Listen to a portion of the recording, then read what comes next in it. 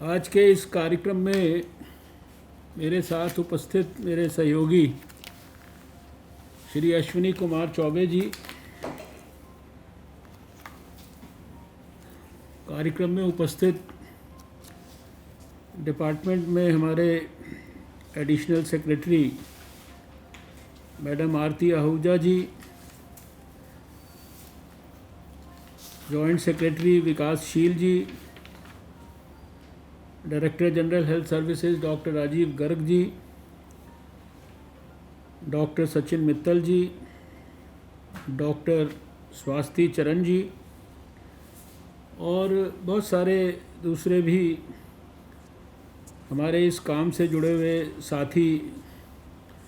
यहाँ इस कार्यक्रम में फिज़िकली भी हैं प्रेजेंट, वर्चुअली भी जितने मैं समझ पाया हूँ कि कुछ लोगों का परिचय हुआ है, कुछ लोगों का शायद परिचय नहीं हो पाया। डॉक्टर संध्या भूलर, श्री देवेश देवल जी, डॉक्टर राकेश चड्डा जी हमारे एम्स के, डॉक्टर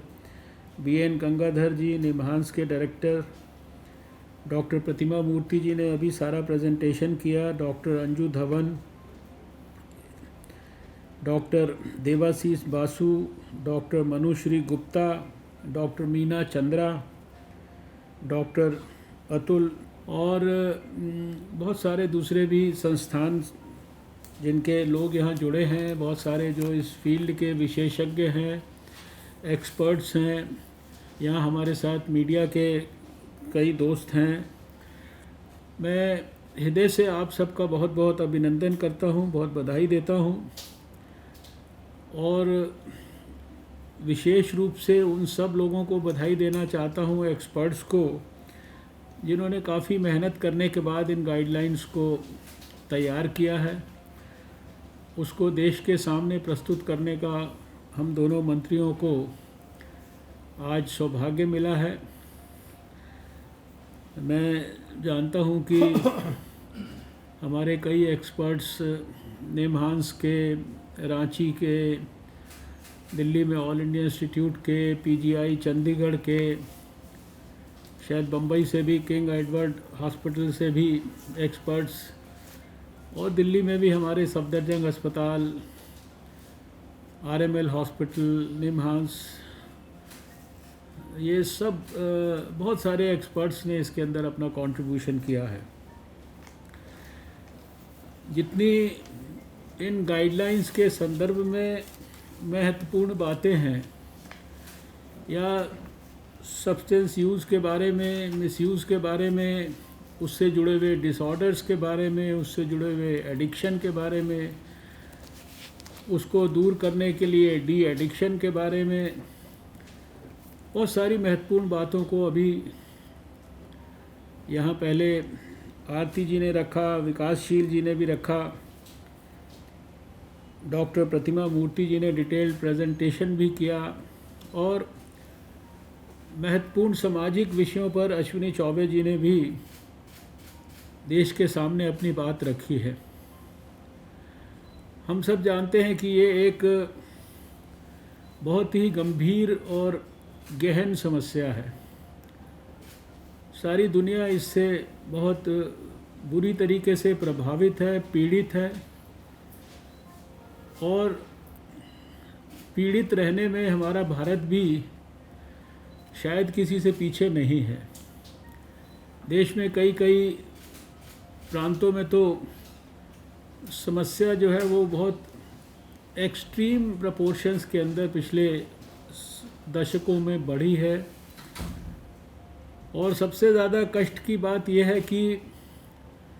समस्या का दुष्प्रभाव बड़े पैमाने पर हमारी यंगर जनरेशन के ऊपर ज़्यादा पड़ रहा है। आज कोविड के परिप्रेक्ष्य में देखें तो इस तरह की भी बातें जो मेडिकल प्रोफेशन की तरफ से संज्ञान में लाई जा रही हैं कि जिस प्रकार से कोमॉर्बिडिटीज़ जिनको हैं, पहले से शरीर में बीमारियां हैं,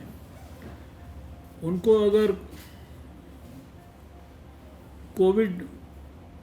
का प्रभाव होता है तो उनके लिए ठीक होने की संभावना कम हो जाती है और उनके स्वास्थ्य को ज़्यादा बड़ा, उनके प्राण को ज़्यादा बड़ा खतरा होता है। और उन कोमॉर्बिडिटीज़ में भी अब ये भी बात हो रही है कि जो लोग ज़्यादा सिगरेट का सेवन करते हैं, तंबाकू का सेवन करते हैं, शराब पीते हैं या किसी भी प्रकार की ऐसी नशीली दवाओं के एडिक्ट हैं, उसका इस्तेमाल कर रहे हैं और उनको भी कोविड जैसी बीमारी होती है, तो उनके प्राण को भी ज़्यादा खतरा बन जाता है। ये भी उल्लेख अभी किया गया है कि किस प्रकार से कोविड के भय और खौफ के कारण अनेक स्थानों पर ऐसी विषम परिस्थितियां बढ़ रही हैं जहां डिप्रेशन के मामले बढ़ रहे हैं, सुसाइड के मामले बढ़ रहे हैं और इस प्रकार की दवाओं के इस्तेमाल की जो प्रवृत्ति है उसके भी बढ़ने की संभावनाएं जो है वो देखी जा रही हैं। इन सब परिप्रेक्ष्य में इस प्रकार की गाइडलाइंस का भारत के स्वास्थ्य मंत्रालय के द्वारा और सभी देश के प्रमुख एक्सपर्ट्स, विशेषज्ञ, मनोवैज्ञानिक, डॉक्टर, उनके सद प्रयासों से ऐसी गाइडलाइंस को प्रस्तुत करना ये अपने आप में एक प्रशंसनीय प्रयास है। लेकिन मैं कुछ चीज़ें अपने अनुभव से भी शेयर करना चाहता हूँ। आज से 25 साल पहले, 26 साल पहले जब मुझे दिल्ली में पहली बार स्वास्थ्य मंत्री बनने का मौका मिला तो हम लोगों ने विश्व स्वास्थ्य संगठन की एसेंशियल ड्रग पॉलिसी को दिल्ली के अंदर पहली बार लागू करने का प्रयास किया था और उसके तहत उसके बहुत सारे कंपोनेंट्स थे। उसमें ड्रग फार्मूलरी बनाने से लेकर एसेंशियल ड्रग्स की लिस्ट को ड्रॉ करने से लेकर उनका पूल्ड प्रोक्योरमेंट करना, एसेंशियल ड्रग्स जो 95% बीमारियों को ठीक कर सकती है उनके ऊपर सरकार का मैक्सिमम बजट खर्च हो, ऐसी बातों के साथ साथ उसमें मेडिकल प्रोफेशनल्स की जो ट्रेनिंग थी वो भी एक बहुत बड़ा कंपोनेंट था। और फिर ट्रेनिंग करने के बाद एक एक अस्पताल के अंदर इंटर्न के पास, हाउस सर्जन के पास, रेजिडेंट डॉक्टर के पास वो जानकारी हर समय सुलभ ढंग से उपलब्ध हो जिसका प्रयोग करके वो वास्तव में अपनी जो प्रोफेशनल क्लिनिकल एक्यूमेन है उसका सही ढंग से, रेशनल ढंग से इस्तेमाल करके और सही मौके पर उसको डिलीवर कर सके पेशेंट को। ये भी एक बड़ा चैलेंज था। जैसा इस कार्यक्रम में भी मुझे बताया गया कि ये सब हमारे महान डॉक्टरों ने, जिनके बारे में अभी चर्चा की, उन्होंने बहुत बड़ी संख्या में डॉक्टरों को भी देश में ट्रेन किया है। लेकिन मैं ये भी समझता हूँ कि इतने बड़े देश में इतने लाखों डॉक्टर्स जहाँ पर हैं और हम सब जब मेडिकल कॉलेज में पढ़ते रहे हैं, ये विषय के ऊपर कोई एक्सक्लूसिव और एकदम फोकस्ड और पॉइंटेड इस प्रकार का कोई प्रयास नहीं होता है कि हम सब जानते हैं कि जो साइकेट्री की ट्रेनिंग होती है उसके लिए अभी तो शायद और ज़्यादा बेहतर हो गया है, लेकिन पहले जो है थोड़े समय के लिए किसी मेंटल हॉस्पिटल के अंदर पोस्टिंग हुआ करती थी। वहाँ जितनी देर आदमी सीखता है बस वही जो कुछ उसने सीखा होता है। लेकिन अभी काफ़ी इन सब परिस्थितियों में परिवर्तन आया है। अपने नेशनल हेल्थ मिशन के प्रोग्राम्स में भी नीचे तक इस विषय को गहराई तक पहुंचाने के लिए, ऐसे सेंटर्स को विकसित करने के लिए, ऐसे अस्पतालों को भी जो है डेवलप करने के लिए, डी एडिक्शन सेंटर्स को डेवलप करने के लिए, और ऐसा जैसा अभी कहा गया कि डी एडिक्शन सेंटर्स बड़े बड़े के साथ साथ डी एडिक्शन की क्लिनिक,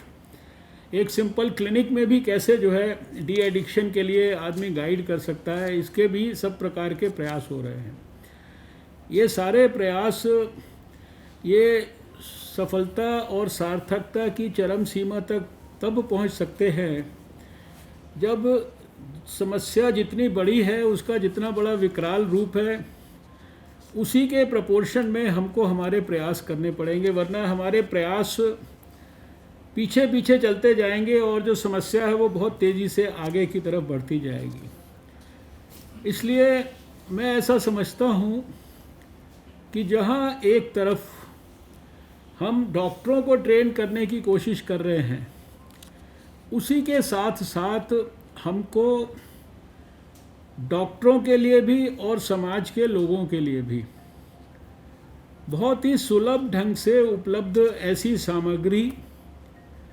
जो कि सिंपल भाषा में,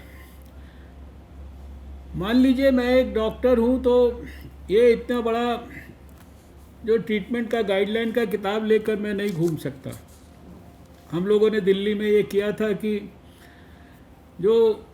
कॉमन जितनी भी एलिमेंट्स हैं जिसके ऊपर प्रिस्क्रिप्शन करके अस्पताल में दवाई दी जाती है, उसकी जो स्टैंडर्ड ट्रीटमेंट की गाइडलाइन है, वो एक छोटी सी पॉकेट बुक जो एक रेजिडेंट अपनी जेब के अंदर पॉकेट के अंदर डाल सकता है,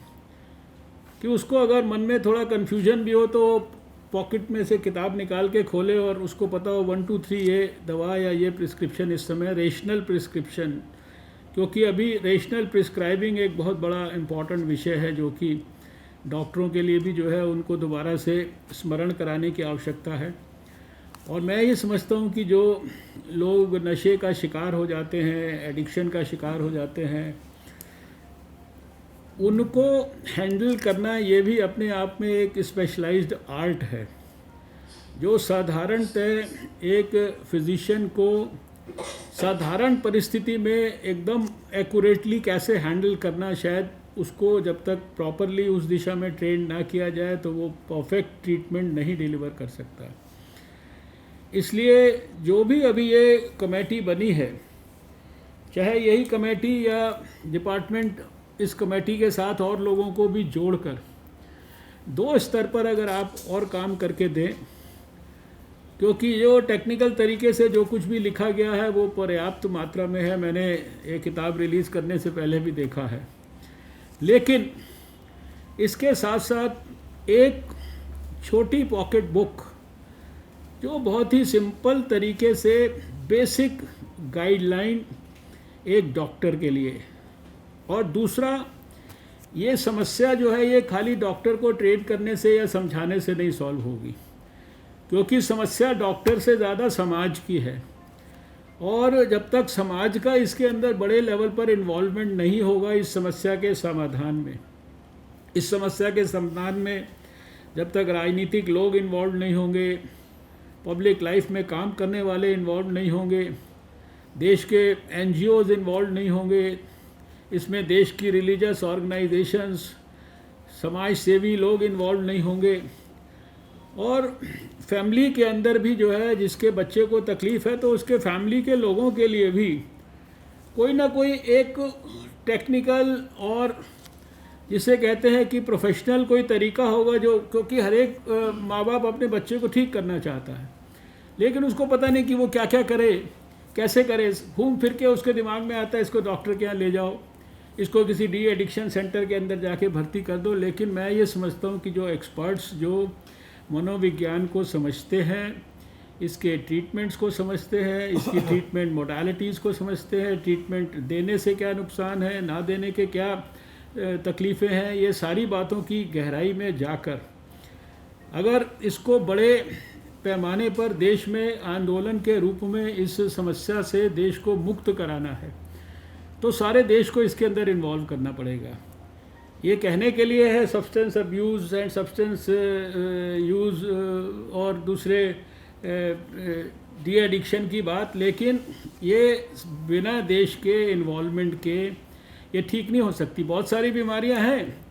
जो अस्पताल में मरीज़ को लाकर और मरीज़ की और डॉक्टर के बीच के संबंध और संपर्क से ठीक हो सकती हैं, लेकिन ये एक ऐसी तकलीफ़ है जिसका इलाज सारे सोसाइटी को मिलकर करना होगा। इसलिए ये जो हमारा एक्सपर्ट ग्रुप है, अगर ये सोसाइटल जो ग्रुप्स हैं उनके लिए भी स्पेसिफिक ऐसी कुछ चीज़ें बनाए, वो पॉकेट बुक के रूप में हो सकती है, वो छोटे छोटे पैम्फलेट्स के रूप में हो सकती है, और फिर जितने भी हमारे पास एक, जैसे अभी हर विषय को थोड़ा सा हम लोग किसी न किसी दिन पर्टिकुलर फोकस करते हैं, लेकिन इस विषय को लगातार एक आंदोलन के रूप में आने वाले समय में अगर हम इसको देश में बढ़ाने के लिए एक बड़ा कैंपेन विकसित करें डिपार्टमेंट, उसमें सभी एक्सपर्ट्स की सलाह ले, सारे कम्युनिकेशन के टूल्स का इस्तेमाल करें। अभी तो इतना ताकत हो गई है सोशल मीडिया की और कम्युनिकेशंस के टूल की। अभी कोविड के ख़िलाफ़ देश के लोगों को अगर एजुकेट करना था कि भाई मास्क लगाना ज़रूरी है, खांसी करते समय जो है कैसे एटिकेट्स को फॉलो करना है, हाथ अपने धोकर रखने हैं, एक 2 गज की दूरी मेंटेन करनी है, तो 117 करोड़ सब्सक्राइबर्स की मदद से देश के बच्चे बच्चे को एक टेलीफोन के अंदर कॉलर ट्यून मैसेज डालकर भारत सरकार ने उसको ट्रेन कर दिया। यानी कि एक्सपर्ट से ज़्यादा कोई गांव का बच्चा भी बता सकता है कि मुझको कोविड के लिए क्या करना है। तो एक बार इस विषय को बड़े आंदोलन के रूप में, और जब हम इसको विषय को बड़े आंदोलन के रूप में ओवरऑल पर्सपेक्टिव में लेंगे, तो जो फिर हम तंबाकू के ख़िलाफ़ लड़ाई लड़ रहे हैं, जो फिर हम सिगरेट के ख़िलाफ़ लड़ाई लड़ रहे हैं, जो हमको लड़ाई शराब के ख़िलाफ़ जो है लड़नी है, जो हमको लड़ाई नशीली दवाइयों के ख़िलाफ़ लड़नी है, ये सारी चीज़ें जो है बड़े पैमाने पर जब काबू आएंगी, इनके ऊपर जब अवेयरनेस विकसित होगी, तो बहुत सारी जो बीमारियां हैं उनका जो मैं समझता हूं कि इंसिडेंस जो है अपने आप ही कम हो जाएगा। और कैंसर है, फेफड़े से जुड़ी हुई तकलीफ़ें हैं, शराब के कारण लिवर से जुड़ी हुई तकलीफ़ें हैं, इन सब में बहुत ज़्यादा, लेकिन इसको केवल एक लेवल पर सिंबॉलिक काम करने से शायद हमारी समस्या ख़त्म नहीं होगी। इसलिए आज का ये प्रोग्राम, जिसमें स्टैंडर्ड ट्रीटमेंट गाइडलाइंस के माध्यम से हमने ऐसे समझना चाहिए कि हम हमारे देश का ध्यान इस विषय पर नए सिरे से आकर्षित करने के लिए आज हमने एक पहल की है, लेकिन ये पहल पूरी तरह से अपर्याप्त है। इसके लिए अभी और आगे बहुत कुछ करना है। मैंने सिर्फ संक्षेप में सिंबॉलिक तौर पर कुछ आपके विषय को आपके ध्यान में दिलाया है, लेकिन जितने सारे एक्सपर्ट स्क्रीन पे दिख रहे हैं, इन सब का सारे एक्सपर्ट्स के साथ देश में आपस में एक दूसरे के साथ संपर्क है। बड़ी बड़ी जो है हमारी निमहांस जैसी और दूसरी विमहांस जैसी और सब रांची की और कहाँ कहाँ की संस्थाएं हैं जिन्होंने पूरा जीवन यही सब्जेक्ट्स पे काम किया है। तो आप लोग इसको केवल एक इंडिविजुअल जो ड्रग एडिक्ट है या जो इससे प्रभावित है उसको ठीक करने की बजाय सारे सोसाइटी में, देश में इस बीमारी से कैसे मुक्ति हमको दिलानी है, इसके बारे में हमारे ये ग्रुप्स काम करें। इसको काम को इंस्टीट्यूशनलाइज करिए, और फिर मुझे लगता है कि 1 या 2 साल हम सब ने मिलकर कॉन्सेंट्रेटेड तरीके से, फोकस तरीके से अगर प्रयास किए तो ये बड़ा आंदोलन बनेगा। और इस तरह के विषय के ऊपर किसी भी, अगर हम जाकर अपने प्रधानमंत्री जी से जाकर कहेंगे, हम अपने मुख्यमंत्रियों से जाके कहेंगे, हम अपने लोकसभा के स्पीकर से जाके कहेंगे, उनके माध्यम से देश के एमपीज़ को कहेंगे, उनके माध्यम से देश के एमएलएज़ को कहेंगे, तो चारों तरफ से इसके खिलाफ एक बड़ा आवाज़ उठ सकती है, आंदोलन खड़ा हो सकता है। लोगों को भी कॉन्फिडेंस आएगा, परिवारों में भी कॉन्फिडेंस आएगा, रिलीजियस ऑर्गेनाइजेशंस भी हमारे साथ खड़ी हो जाएंगी। जितने भी बड़े सफल काम हुए हैं वो कभी भी केवल सरकारी प्रयास से सफल नहीं हुए हैं, उनमें समाज का और देश का पूरा मनोयोग उनके अंदर होना बहुत ज़रूरी है। और मुझे लगता है कि ये काम शायद सबसे उपयुक्त काम है आज की परिस्थिति में, क्योंकि अगर प्रधानमंत्री जी के सपनों का 2022 तक नया भारत बनाना है, new India of the dreams of prime minister Narendra Modi, तो फिर हमको अपना जो सबसे बड़ा डेमोग्राफिक डिविडेंड है भारत का, हमारे जो 65-70% बच्चे जो यंग एज वाले हैं, जो हमारे भारत का भविष्य है,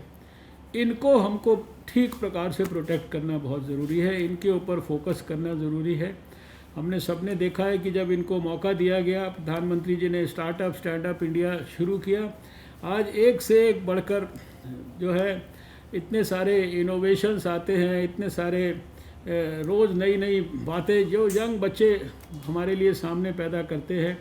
मैं तो साइंस एंड टेक्नोलॉजी मिनिस्टर होने के नाते बहुत नज़दीक से उन चीज़ों को देखता हूँ। तो बच्चों की हमारे योग्यता और क्षमता जो है वो अभूतपूर्व है, और उसको हमारे को सुरक्षित रखने के लिए अपने इस आंदोलन को विकसित करना बहुत ज़रूरी है। मैं हृदय से सभी एक्सपर्ट्स को बहुत बहुत बधाई देता हूँ। अभी सामने बैठ के मिलके आपसे बातचीत करना होता तो और अच्छा हमको लगता, और डिटेल में हम ब्रेनस्टॉर्मिंग करते, लेकिन थोड़ा और ये कोविड के माहौल से हम बाहर निकलेंगे, सबके सामूहिक प्रयास से कोविड के फ्रंट पर भी भारत को सारी दुनिया के मुकाबले बहुत बेहतर सफलता मिली है। दिन प्रतिदिन हमारा जो रिकवरी रेट है वो बेहतर होता जा रहा है, दिन प्रतिदिन हमारा जो फैटेलिटी रेट है वो कम होता जा रहा है, और मैं समझता हूँ कि आने वाले समय में हमें निश्चित रूप से कोविड के ख़िलाफ़ जंग में भी बहुत जल्दी महत्वपूर्ण सफलता मिलेगी। आज के इस अवसर पर मैं हृदय से सबको बहुत बहुत बधाई देता हूँ। आप सबका बहुत बहुत एक्सपर्ट्स का विशेष रूप से धन्यवाद करता हूँ।